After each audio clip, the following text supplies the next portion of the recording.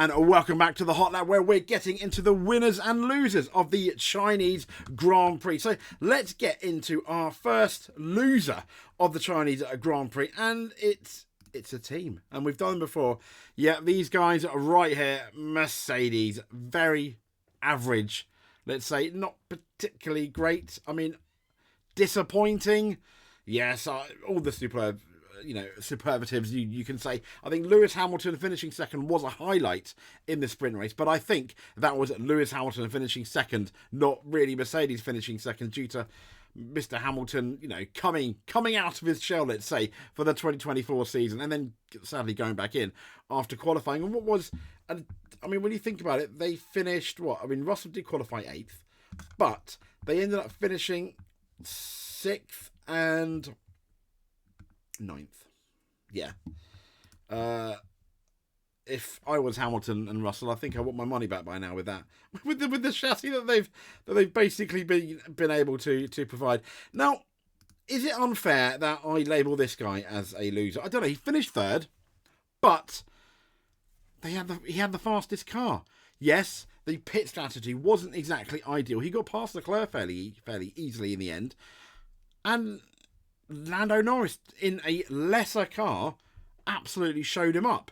I think he only just makes the losers, and I think if he keeps on those performances, Red Bull are going to once again start to question whether they renew Sergio Perez. It's not the worst race, but I think they'd have expected, bearing in mind Max Verstappen finished 13 seconds ahead of Lando Norris. I think they'd expect better. But the absolute loser of the day is this man. So, yeah, Lance Stroll. I saw this on Twitter and I thought it was quite funny. But yeah, not bad at all. Also, let's just take a look. Look at that. Donk. Yeah, look, put it this way. If you were a Canadian driver that had a very rich dad and liked to drive Aston Martin, you'd probably need them, because I'm sure Lance will be going on GoCompare.com, etc., compare the market or whatever on the insurance broker websites, and you probably have trouble getting insurance at the moment with that move. I know they stopped quite rapidly, but it's safety car. And Danny Ricciardo even said when you look at Lance Stroll, he appears to be looking in the mirror rather than straight ahead of him. Look, when you look at the way his head's tilted. And yeah, he had a face full of Visa, which is not, but yeah, which, let's be fair, not particularly very good, is it? So Lance Stroll, shall we consider, if this carries on, surely he cannot be carrying on like this much longer in Formula One. It's kind of embarrassing, a bit of a rookie error. I appreciate everyone makes mistakes, but this man's making, let's be fair, far too many, isn't he? So let's get into all the other drivers that we think did quite well. Well, to be fair, not too many, but this man here, winner, he won the race. He is a winner. He did fairly okay, I think. Thumbs up for him. Also, this man here, let's get into it. Let's go and find him. See you later, Max, because you're going. But this man here, Nico Hülkenberg, once again, Haas's fantastic driver, the best Haas ambassador, who may well be leaving for the Audi team, which I think Haas is going to be a bit upset. But if the rumours that Ollie Behrman is going to come, maybe that's going to make things a bit easier. But if I was Haas, I definitely would not. I would not want to be losing Nico Hülkenberg whatsoever. Most definitely not. So let's get into our man of the race, though. And it can only be one guy, couldn't it? Yeah, here we go. The man that beat Sergio Perez. Yes, he finished 13 seconds behind Max Verstappen. But then again, Max is in a Red Bull. Enough said, really. But he beat another Red Bull driver. He showed him up. And I think that was Lando Norris getting the absolute maximum and some, I think, out of the McLaren. Because Piastri, I felt, although I don't really want to class him as a loser, because Lance Stroll helped damage his car inadvertently by hitting Danny Ricciardo, I can't help but feel that he should have done better. Piastri's disappointing me a bit this season, if I'm honest. So let's get into it. So Kevin Magnussen really showed up. It was really showed up by Nico Hülkenberg. I feel he ended up finishing 16th, second to last of the actual finishers, and yeah. Is he going to stay at House? I think he will, but I can't help before they want to see more, because this guy is starting potential, at least this race, embarrassing him a bit, isn't he? Really solid drive though by Nico Hulkenberg, one of our winners, as I've already suggested. And there's this guy here, Zhao Guanyu. His home race didn't do as well as I think a lot of people were hoping. Clearly the crowd's favourite when you hear the cheers, but I think solid-ish, about as good as you can get. I mean, he finished 14th. He did a fair few decent moves, just a couple of seconds behind Pierre Gasly. And Valtteri Bottas, he ended up going out, unfortunately. But I think for one of the highlights for Mr. Bottas was qualifying, where he got into Q3 in a car that I don't think probably should have got into Q3 in the dry, so to speak. So well done to Valtteri. And also this guy right here, not quite the winner because he went out the race.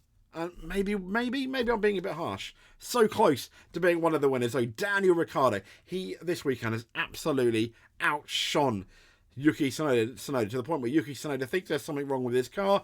Isn't that funny? Because Daniel Ricciardo thought the exact same thing. There's something wrong with my car. I need a new chassis. He got that new chassis and he showed us that he can be Daniel Ricciardo.